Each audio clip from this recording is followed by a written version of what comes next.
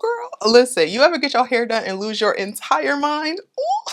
Oh yeah, I like this dude right here. I'm gonna call this the Auntie 3000. With that cute little side part, honey, you can't tell me nothing. You need somebody to pick them babies up from school? Oh yeah, I got them. Listen, I keep the car seats in the trunk. And you know my baby's gonna need a snack. And I'm gonna tell you I gave him carrot sticks, but you know good and dang on well I gave him ice cream. I know an apple orchard hate to see me coming. Girl, I'm gonna be the flyest thing up in there. Ooh.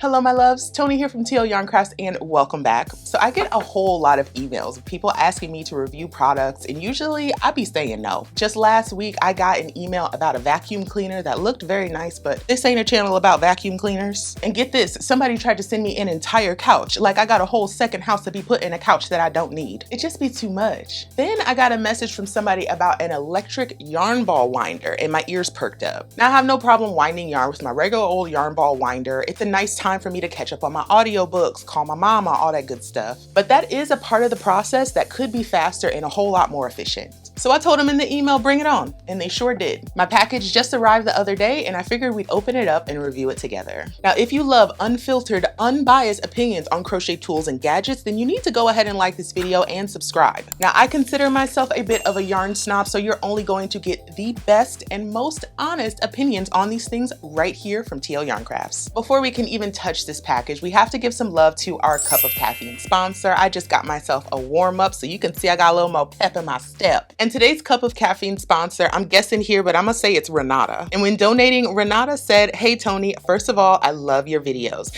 You and your mom are a great vibe. Now I'm from the Netherlands and I love to crochet, but sometimes I have some whips lying around and no motivation to finish. Do you have any tips? What do you do? Sending my love, Renata. I love this question, Renata, because we all have those whips that we have no motivation to finish. But what I love to do is finish a project that I'm really interested in and then go back to one of those whips. I like to pick up my old whips when I'm on the high of just finishing something I'm super excited about and hope that that energy transfers over. Now, I definitely have some whips that I need to just rip out and get rid of, but there's nothing quite like finishing something that's been languishing in your closet for months. I hope that helps. Now, if you like my videos and want to support my channel, buy me a coffee. Who knows, I might shout you out in the next one. Now let's talk yarn ball winders. Now, before we go ripping this bad boy open, I figure we can get acquainted with the product description. So this is from Kato, and the product is called the Electric Yarn Winder Pro. She ain't no regular winder, she a pro. Normal price looks like $99.99, and it's currently on sale for 19% off at $80.99. Now there's also a coupon code on the website that you can use, but I have a better one. Just stick around till the end of the video. You can get your winder in blue or purple, and it looks like some of the notable aspects of this winder are: it's automatic, it has a motor in it, so you don't have to actually wind the yarn yourself. It improves efficiency, and it says it can reach up to 6 rotations per second,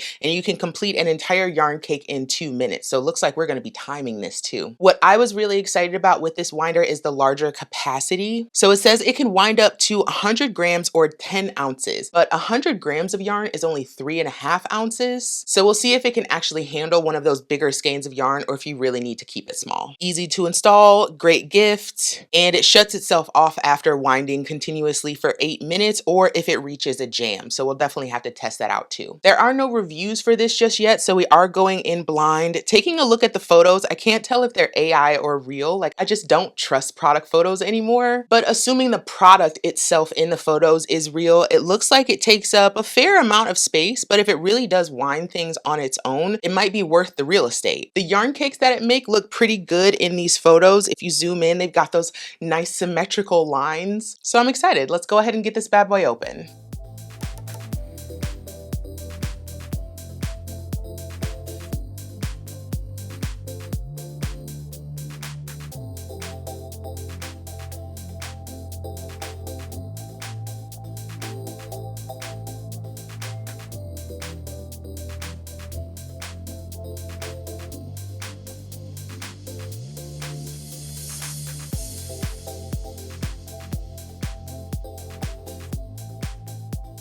All right, so my box got a little banged up. She's a little worse for wear, but nothing we can't deal with. So I'm gonna get this officially open. Looks like they sent me the purple one.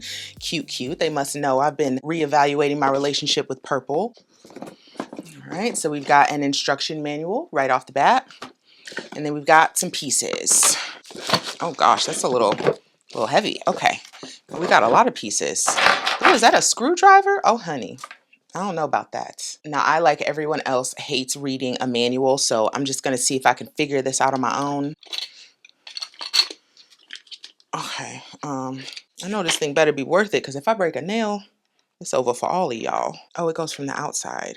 Okay, so like, oh, ooh, be a fence, baby. If you have any kind of nails, like, give yourself an extra 20 minutes. I don't think that's right. Oh, Lord. Okay, you know what? Where are my glasses? Oh, there's an installation video. Okay. Okay, well, that might help me. Let's try that.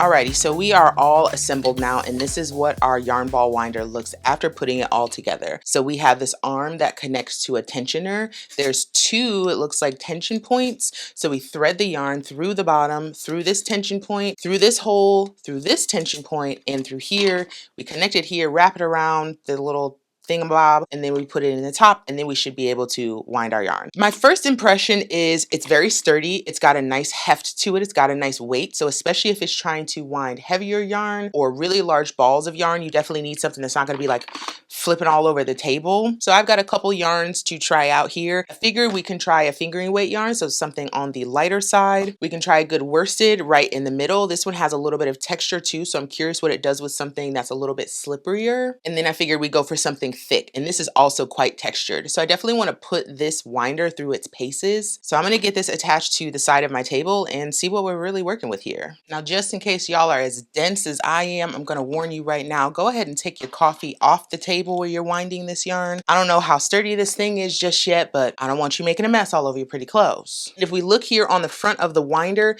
we've got this little knob here that I assume is going to make this move faster or slower. Now, the first thing I notice is I'm actually going to have to move my Swift over to the other side of my winder, because if I attach it, let's say here, the tensioners are coming out of the left side of the machine. So I'm going to move this to the other side, and we're going to give this a whirl. That feels good. Okay, and then we're gonna attach this. There's a little foot with a screw, so I'm just gonna tighten up that screw. It's pretty tight. I don't think that's going anywhere. Now I'm gonna take this for a little spin before there's any yarn in it, because I really want to get a feel for like how sensitive it is and how fast it really goes. Hi, Pepper, you want to see it too? Okay, here we go. So I'm gonna turn the knob. Kind of looks like a purple Werther's Original. Okay, so this is still pretty low. Got some speed, and this is full speed. So it does make a little bit of noise, which is probably good, so you know if it auto stops. And I am noticing it's not shaking the table too much. There's also no yarn attached to it just yet. We'll see if it can maintain this stability once there's some actual yarn going. So I think I'm going to kick it off with something that I think is going to be pretty easy. This worsted weight yarn right here. This is Cascade Cantata. I bought this from a yarn shop out in, I want to say, Wisconsin. I told myself I was going to knit myself a top. Or that yarn's still sitting in the closet. This is the maiden voyage, y'all. We're going to see how this does. So I'm going to give it a little bit of slack, and then I'm going to string it through all the different tension points that it said to in the video. So we're coming up from the bottom through this tension point, through this tension point, through here, okay. And then it said to wrap it a few times around the bottom, and then bring it now to the top, like this. Was that even the right way? No, it was not. No, it was not. Okay.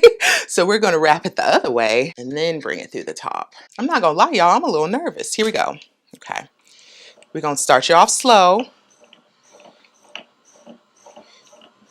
The tensioner is definitely doing its job. And now it's caught with the Swift. So we're going to speed it up. This is as fast as it can go. Not quite as fast as I can wind yarn, but We work with what we got. This is as fast as we can go. It is indeed.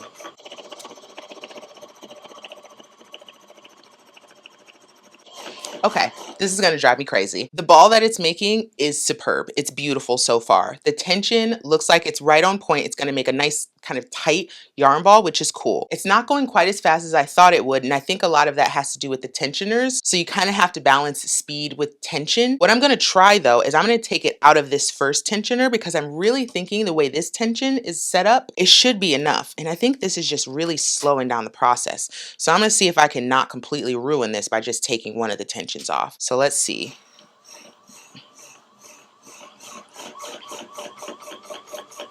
Much faster. Kind of. All right, we're gonna jump ahead a little bit because this is gonna take a minute.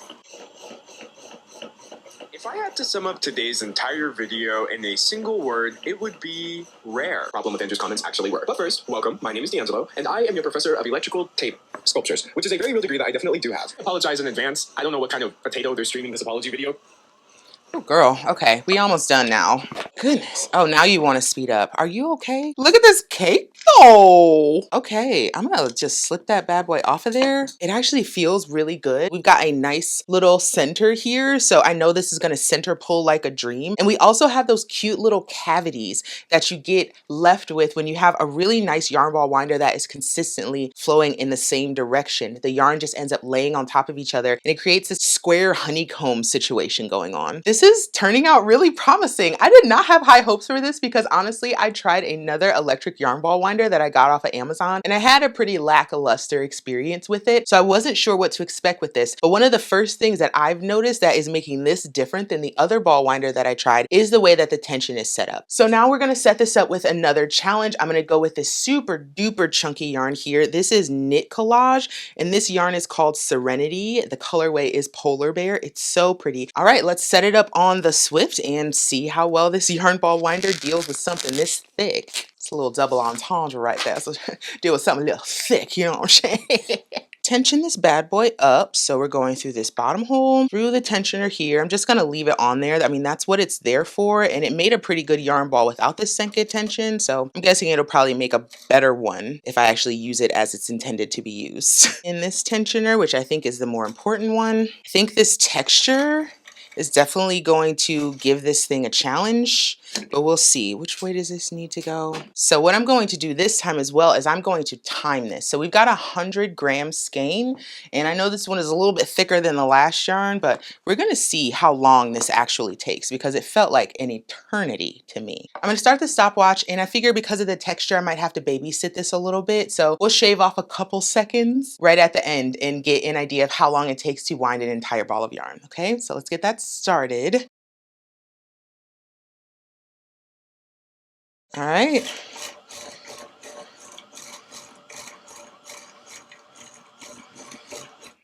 Ooh, it don't like that.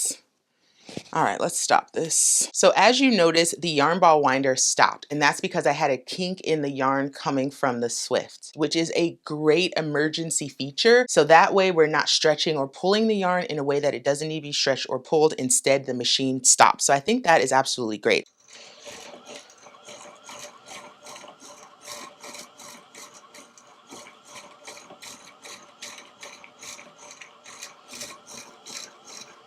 Here we go.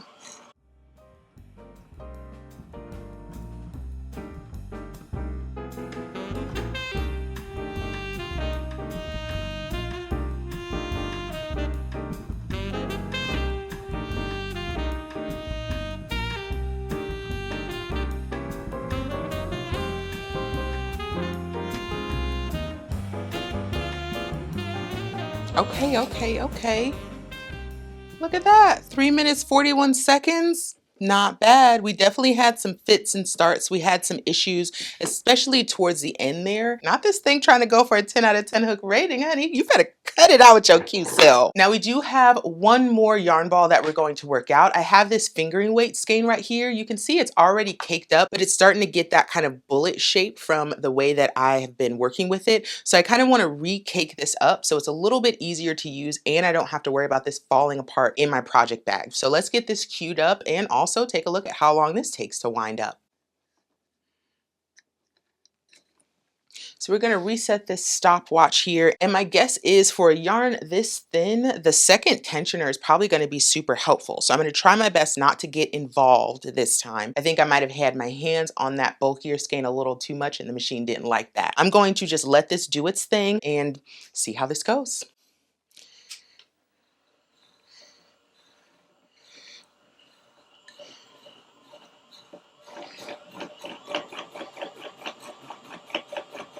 Pretty smooth so far.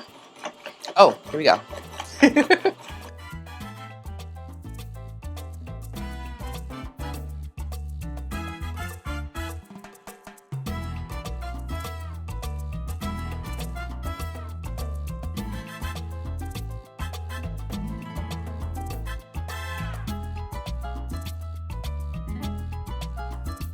Okay, so we're right at the end of the skein, and I wonder if this is going to be a thing most of the time when we wind, that it's just going to snag a little towards the end of the skein. And I think that's all right. We've got a lot of tension on that yarn though, which is a little concerning for a fingering weight yarn, because once you pull that bounce out of it, oh honey, she's no bueno. And this one, not quite as pretty as the other ones. We've got kind of this big bulbous bit here at the top. The bottom of the skein looks fine, but it is really, really tight.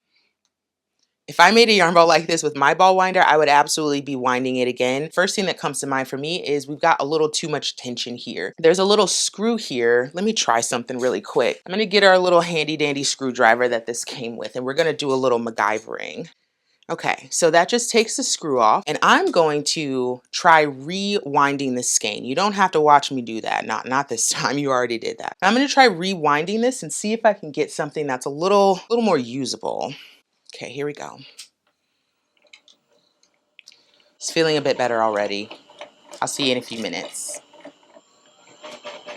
Okay, all right. Calm down. So we just finished this skein, and I can say second time is definitely the charm. I'm glad we took that tensioner off, and I think that made all the difference. This skein looks 1,000 times better than the last one. We even got some of that little square honeycombing going on, so we've got a cute little cake that is completely usable, and I only had to babysit it a little bit. There was a little knot at the end, but otherwise, she works like butter, baby.